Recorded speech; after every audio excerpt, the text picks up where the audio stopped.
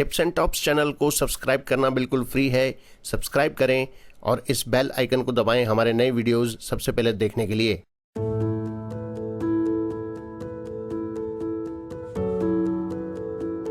स्वामी रामसुखदास जी महाराज को शत शत नमन। आज का विषय है कर्म योग का तत्व।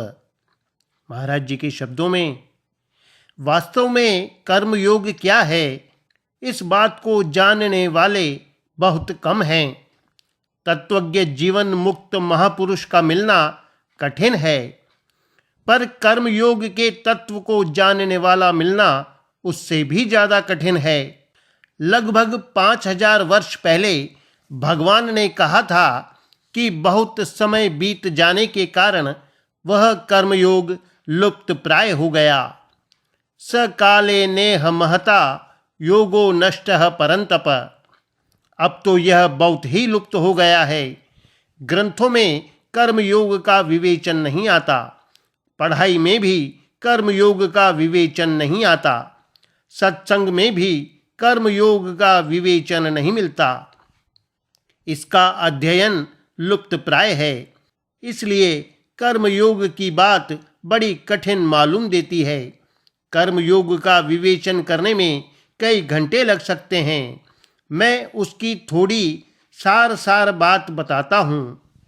सबसे पहली बात यह है कि चाहे कर्मयोग कह दो, चाहे निष्काम कर्म कह दो, एक ही बात है। निष्काम कर्मयोग शब्द बनता ही नहीं, इसका अर्थ ठीक नहीं बैठता। परंतु अच्छे अच्छे समझदार भी निष्काम कर्मयोग कह देते हैं।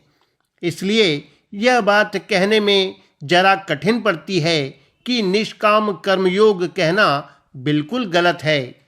निष्काम कर्म कह दो या कर्मयोग कह दो, दोनों ठीक हैं, पर निष्काम कर्मयोग कैसे बनेगा? परंतु अब क्या करें, किसको कहें? हमें एक बड़ा दुख है कि भाइयों में से और बहनों में से कोई भी इस तत्व को जानने के लिए जिज्ञासु नहीं है, जानने के लिए तैयार नहीं है। मानने के लिए मैं आग्रह करता ही नहीं। कम से कम यह है क्या, इसको जानो तो सही।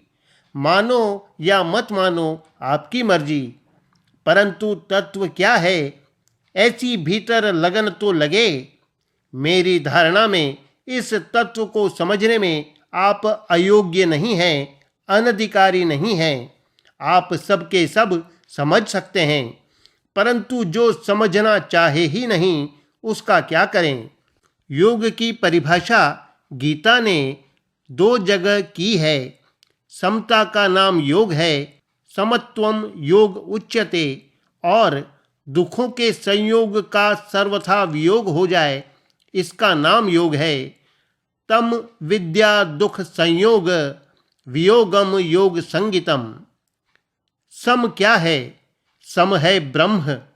निर्दोषम ही समम ब्रह्म। दुखों का अत्यंत अभाव कब होता है? परमानंद की प्राप्ति होने पर होता है। कर्मयोग, ज्ञान योग, भक्ति योग, हठ योग, राजयोग, मंत्र योग आदि कई योग हैं। उन सब योगों का तात्पर्य है कि परमात्मा के साथ जो नित्य योग अर्थात नित्य संबंध है, उसकी जागृति हो जाए।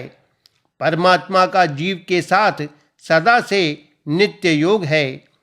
कर्म योग उसको कहते हैं जिसमें कर्म संसार के लिए हो जाए और योग परमात्मा के साथ हो जाए। अब उसको चाहे निष्काम भाव से कर्म करना कह दो, चाहे कर्म योग कह दो।